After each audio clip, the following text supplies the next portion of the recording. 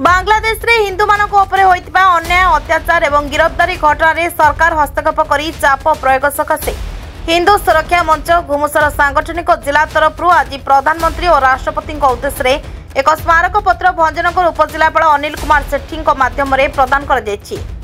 मंचर सदस्य माने स्थानीय चकरा विषय छकरू शोभायात्रा रे बाहरी मेन रोड देई उपजिलापाल कार्यालय ठारे पहुंची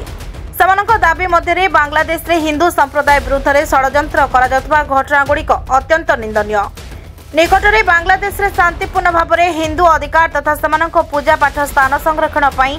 इस्कन पक्षरु प्रचार करुवा चिन्मय कृष्ण दास को देशद्रोह अभियोग रे गिरफ्त करा जायतिला। सेठारे थिबा अल्प संख्यक हिंदू विरुद्ध रे आक्रमण बलात्कार हत्या भली घटना वर्तमान चारिआडे चर्चार विषय पलटिछि। तेणु एसबू रोकवा सरकार पदक्षेप ग्रहण कर शांति प्रतिष्ठा जरूरी हो पड़ी। आज प्रतिवाद सभा मुरलीधर पंडा, जयकृष्ण पंडा, सुधीर कुमार नायक, बनमाली गौड़, गणेश माची,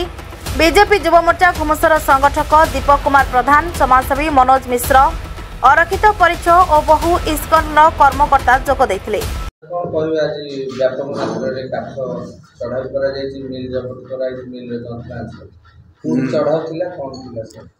मैं आज आम गोटे मसीव रेड करूँ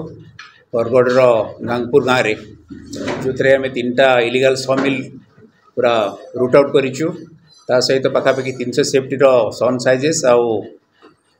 राउंड टिम्बर जबत करूँ जो थे आम पुलिस भाई मैंने बहुल भाव में आमको सहायता कर आम डीआईजी सार सार्थक सार आम आरसीसीएफ सार संजय सार आमर एसपी गंजाम जी शुभेन्दु सार ता सहित आमर जी आज मजिस्ट्रेट दायित्व तुले पिंगुआ सार तथा मोर स्टाफ आमर नॉर्थ डिवीजन रु जो स्टाफ मैंने आछंती फुलवानी डिवीजन रु स्टाफ मैंने आछंती तथा सब मोर जो पूरा फोर्स समस्त की धन्यवाद देवी। एटा बहुल भाव में सफल होइछि बोली आशा करुच्ची। तेणु आगामी दिन में एमती जारी रहिबो।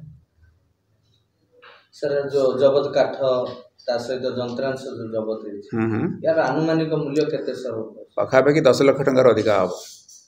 सर आ किछि मिल सेट अछि कि सर ए भलिया जो बेआईन आ गोटे दिटा थिला भला मोर के अनुमान होछि तथापि हम डिटेल्स नउछु बहुत जल्दी तांका ऊपर कार्यानुष्ठान ग्रहण करा जिवो। आ जो माफिया माने ता भीतर इन्वॉल्व अछंती सेमान को मध्ये हमें गिरफ्त करिया में सब प्रकार यत्न नउछु। एसपी सार भी पूरा हमको एश्योर करछंती आपण माने फुल दम रे एफर्ट जारी रखंतु आम सब प्रकार साहाय्य सहयोग जोगे देबू। आज सर के गिरफ्त आज बर्तमान सुधा है आम इनफर्मेशन दौचु ठीक जो जगार आम रेड करूँ सब तार रूट आउट करूँ मिल जोटा तार किए सब ओनरशिप कार अच्छी कौन अच्छी से लैंड ओनर किए धर केस मिल 3टा मिल सीज कर 3टा मिल उपड़ा ता सहित सागवान अच्छी शाल अच्छी काठ सब जबत कराई। सर गोटे कथा जानिया चाहूँ ये जो माफिया माने जो काठ व्यवसाय करथिले काठ सर सर बनरू से मान नउथिले इलीगल ना को जानु नहीं प्राइवेट जगह भी आणुचंती प्राइवेट जगह गाँ गहले लोकंगटू जोटा जो माने टीटी रूल माने सरकार उनको जणे कि आनिबा कथा सेटा न आनिके न मन इच्छा से बिक्री कर दउचंती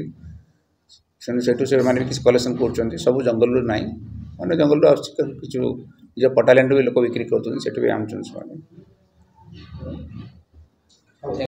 गंजाम भंजनगर सुनील कुमार गौड़ रिपोर्ट ना ओडिशा।